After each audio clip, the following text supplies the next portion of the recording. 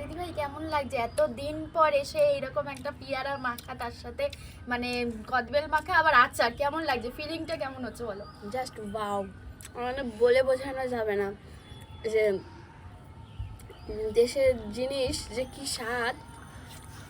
হতে পারে অনেক কম দাম, কিন্তু তারপরে এই স্বাদ কারোর সাথে তুলনা হয় না, জাস্ট অসাধারণ।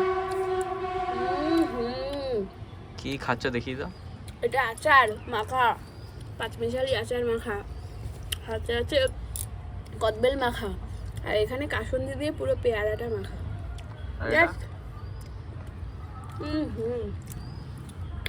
অসাধারণ, মানে জীবনটা শান্তি হয়ে গেল। বাই করে দাও। বাই বাই সবাইকে। যদি আমার ভিডিওটা ভালো লাগে সবাই লাইক, কমেন্ট আর সাবস্ক্রাইব করতে ভুলো না, নতুন নতুন ভিডিও দেখার জন্য। তোমাদের সবার জন্য এটা।